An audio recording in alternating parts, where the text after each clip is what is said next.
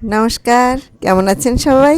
আর চাল কুমড়ো কাটবো, উপরে চাল কুমড়ো পেকেছে একদম পাকা চাল কুমড়ো, সেগুলো এখন কেটে নিয়ে আসবো। চলুন এখন উপরে যাই, ছাদ বাগানের থেকে এগুলো কাটি। আর হয়তো গাছে বেশি দিন হবে না চাল কুমড়ো, তো দিয়ে দুটো রয়েছে পাকানো, সেই পাকা দুটো এখন পেড়ে নিয়ে আসি চলুন। আর কাঁচা দুটো তিনটে ছোটো ছোটো আছে, ওটা আর 2-3 দিন পরে পারলে পুরো গাছ এবার নষ্ট হয়ে যাবে, তারপরে গাছটাকে কেটে ফেলে দেবো। তো চলুন এখন এখন উপরে যাই। তো অনেক দিন থেকে চাল কুমড়ো খাচ্ছি, প্রচুর চাল কুমড়ো হয়েছিল, আপনাদের আমি দেখাই প্রায়ই। তা এখন বাজে বিকেল 4:30 বেজে গেছে। তো আজ সকালে আর ছাদ বাগানে আসতে পারিনি, আর বিকালেই এসছি। এই দেখুন, একদম মরা গাছ। এই বেগুন গাছটাও একদম নষ্ট হয়ে গেছে, তাতেও দেখছি একটি বেগুন ধরেছে। আর এই দেখুন, গাছগুলোর অবস্থা কি একদম শুকনো হয়ে গেছে। শুকনো হয়ে গেছে, কিন্তু এখনও দু একটা করে চাল কুমড়ো হয়েই চলেছে। এবার ছাদ বাগান থেকে যে এত চাল কুমড়ো তুললাম, প্রচুর খেলাম। আর এই যে এটা তো পাকিয়েছি, দুখানা আমি গাছে পাকিয়েছি পাকা চাল কুমড়ো। এগুলো আমি একটু বড়ি দেবো বলেই পাকিয়েছিলাম, এখন দানাও পাবো। দেখুন কত বড় চাল কুমড়োটা, আর এত ভারী, কতটা হবে, অনেকটা অনেকটা ওজন হবে এটার। একদম পুরো পাকা চাল কুমড়ো, এটা দিয়ে কুমড়ো বড়ি দেওয়া হবে ডাল দিয়ে, আর দানা রাখা হবে। সামনের বছর আবার যখন আমি গাছ লাগাবো তখন এই চাল কুমড়োর থেকে দানা লাগবো। দেখুন একদম পাকা চাল কুমড়ো এটা, খুব ভারী এটা। আরও একটা আছে, দুটো চাল কুমড়ো হয়েছে, এই দুটো চাল কুমড়োই আজকে আমি কাটবো। তো এটা রাখি এখন, ওইদিকে আরেকটা হয়েছে, চলুন ওই দিক থেকে নিয়ে আসি। এদিকে যে চাল কুমড়োটা রয়েছে, এটা পাঁচিলের উপরেই রয়েছে, শুইয়ে রাখা হয়েছে। আর এই দেখুন, ছোট ছোট এখনো কচি কচি চাল কুমড়ো দু একটা দেখতে পাচ্ছি। এমন জায়গাতে হয়েছে, এখানে কুল গাছ রয়েছে, সে কুলের কাটার জন্য এটা পাড়াটাও খুব মুশকিল এখন।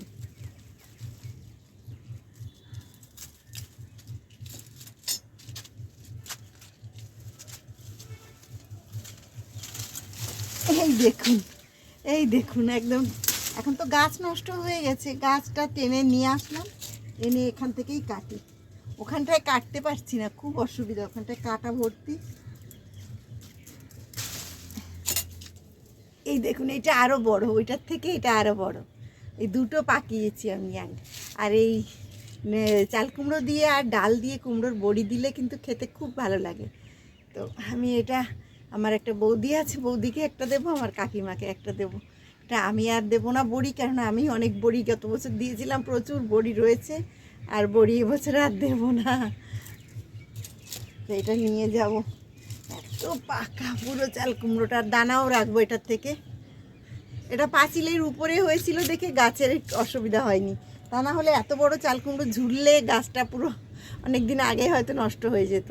এটা পাঁচিলের উপরে এরকম বসে মানে কি শুয়ে রাখা হয়েছিল, তার জন্য আর অসুবিধা হয়নি। আর এই দেখুন এখনও হচ্ছে, তবে আর গাছে আর হবে না, কারণ নষ্ট হয়ে গেছে গাছ। এই দুটো, আর এইদিকে একটা হয়েছে, আর ওদিকে আর দুটো। এই দেখুন, এই একটা, আর এই একটা দেখুন, কত বড় বড় দুটো চাল কুমড়ো। চলুন এখন এগুলো নিয়ে নিচে নামি। অনেকটা দেরি করে আজ ছাদ বাগানে এসছি, প্রায় সন্ধ্যাও হয়ে এসছে। আর এতটা ভারী, দেখুন আমাকে এই নিয়ে নামাটা বড় কষ্ট। আর ছেলে মেয়েও তো আজ বাড়িতে নেই, ওরাও কেউ নেই, আমাকেই একাকেই করতে হবে। আর সন্ধ্যাও প্রায় হয়ে এসছে। তো এখন নিচে যাই এগুলো নিয়ে। এদিকে আমার পায়েও একটু প্রবলেম, আর এতটা ভারী নিয়ে নামছি, সত্যি বড় কষ্টও হচ্ছে। পেরে নিয়ে এসছি, আমি তো হাঁপিয়ে যাচ্ছি, এত বড় চাল কুমড়ো দুখানা, পুরো হাঁপিয়ে যাচ্ছি। এখন এগুলো নিয়ে নিচের দিকে নেমে এলাম, ঘরে যাই এখন।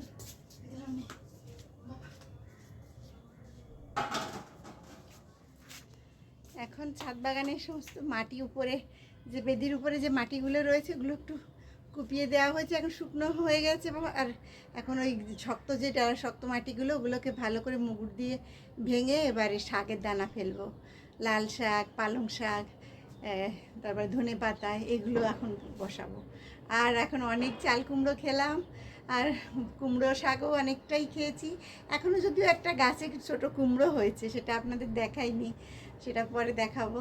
আর অন্যান্য সবজি প্রায় এখন শেষ, এখন আবার নতুন সবজি লাগাবো এখন। আজকের মতন ব্লগটি আমি এখানেই শেষ করছি। সুস্থ থাকবেন, ভালো থাকবেন।